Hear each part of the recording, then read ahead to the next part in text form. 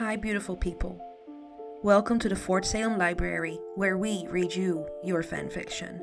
So sit down or don't, relax or don't, and enjoy these stories in a way you have not before. We at Fort Salem Library do not own Motherland Fort Salem or any of the related characters. The Motherland Fort Salem series is created by Elliot Lawrence and owned by Freeform. This story is a work of fanfiction and is meant for entertainment only. We are not making any profit from these stories. All rights of the original Motherland Fort Salem story belong to Freeform. We also do not own Bird Bones Picked Clean, or any of its original characters and storylines.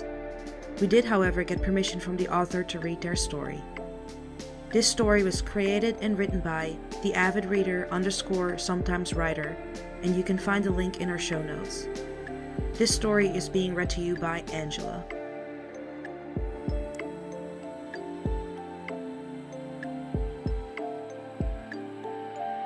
Bird Bones Picked Clean, Chapter 4. She Always Knows. "Where's Abigail?" she'd heard Adil ask from where he was sitting in a transport. "She's not coming," her blonde sister answered diplomatically. To most, she'd sound no different than normal, but Abigail could hear the tired undercurrent. Why? Adil wonders, looking between Tally and Rael. None of them have noticed her yet. She'd fallen in behind them with her hood up, as if she were just another strike witch, all the way up the ramp and onto the transport. They're all stowing their gear, when Tally finally answers him.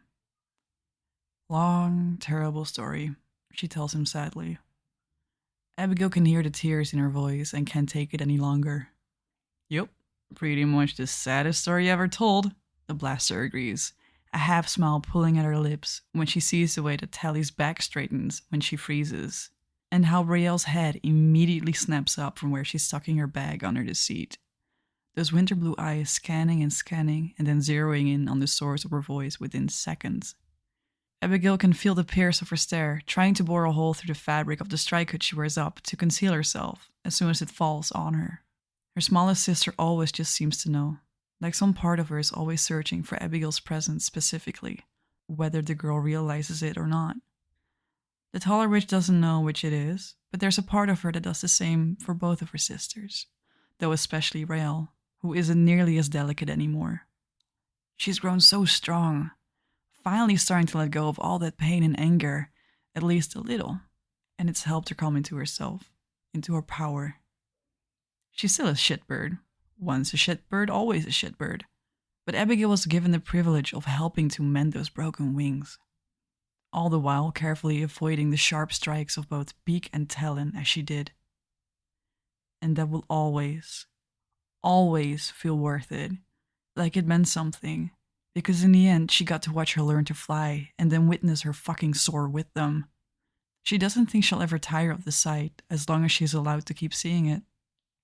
The blonde is quick to stand, and Tally turns on her heel, her eyes wide and hopeful as she follows the unwavering stare she sees on her smaller sister, already knowing where it should point, like a compass tries always to point north. Abigail knows she's been made.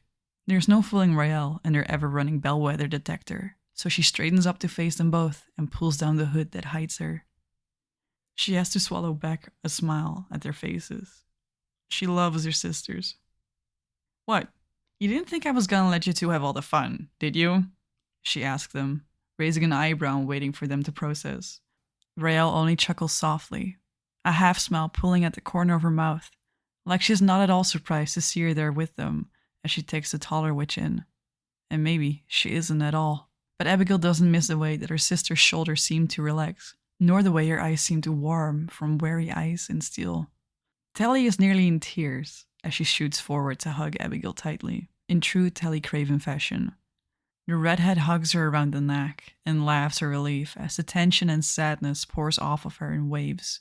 The blaster looks over Tally's shoulder in time to catch the full smile that crosses Rael's face as the blonde comes over to join them. Abigail understands without needing to ask why she approaches at a measured walk instead of the barreling almost tackle they both know she's more than capable of. It utilized her tiny stature and genuinely underestimated speed and makes her become a near blur of a blonde projectile. Equal parts danger and aggressive affection, all bundled into one move that could take you off your feet if you didn't catch her in a hug back on impact, or you just didn't see her coming in time. It was a move she's only ever used on her sister in a rare occasion it was warranted. And it was the only one to date that could even potentially rival their redhead sister's own signature Tally-Craven tackle hugs. She knows from the way she'd seen those blue eyes thaw when they'd fallen on her own when she'd revealed herself.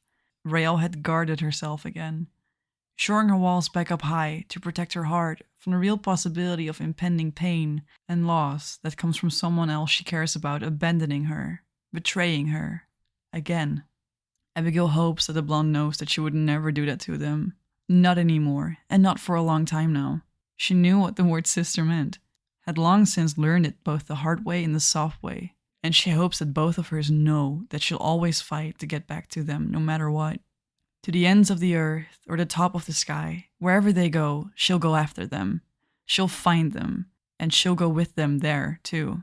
They do things together, or not at all. No exceptions. One of them may stray or get lost and wander off, but her sisters will always be waiting for her to come back home, or be out searching the world for her until she's found safe and brought back with them again. It makes the taller witch's chest tighten to see the weariness her forced absence, short as it was, had left in its wake, let alone the knowledge that she'd been the cause of it.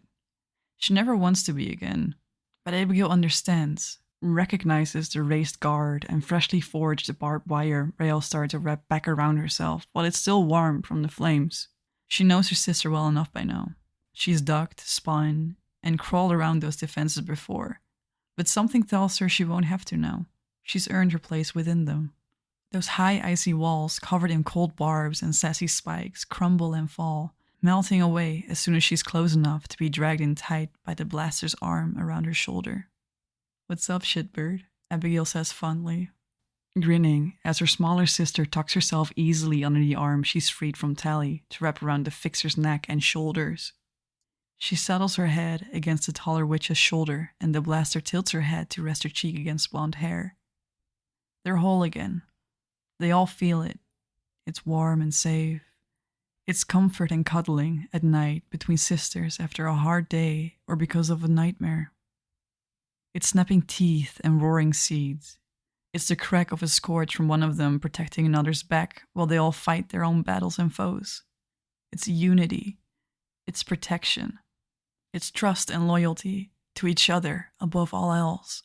A bond stronger than any blood tie could ever try to bind, because this bond they shared was chosen and fought for, damaged and reforged again in blood, sweat, and tears, in screaming matches and in fist fights, in their forgiveness and healing and the quiet platonic affections they have for only each other.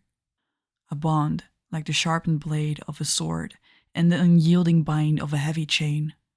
Both could be broken, only to be built back stronger each time it's repaired.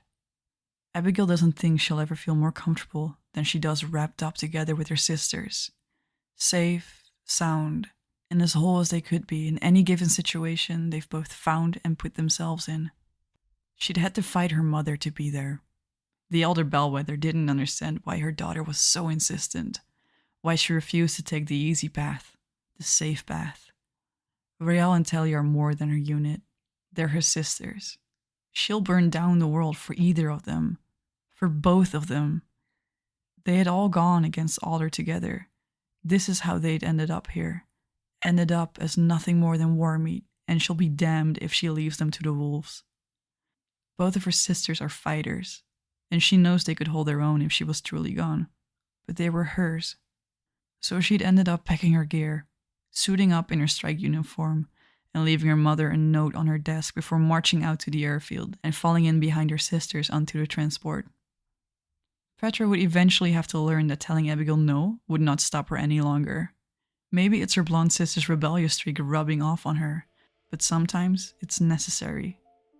The unit half separates, only enough to walk, and Abigail keeps an arm around each of them, glaring down General Alder as they move further into the transport. "I know what you did, and I'm not afraid of you or anything you can do. I won't let you hurt any of us," the glare growls clearly, and she takes a small amount of pride when she sees the ancient witch's jaw clench.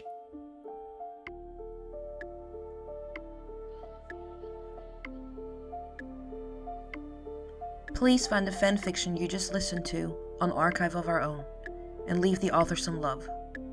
Without them, this wouldn't be possible, and we want to thank them from the bottoms of our hearts for creating these amazing stories and keeping the show alive.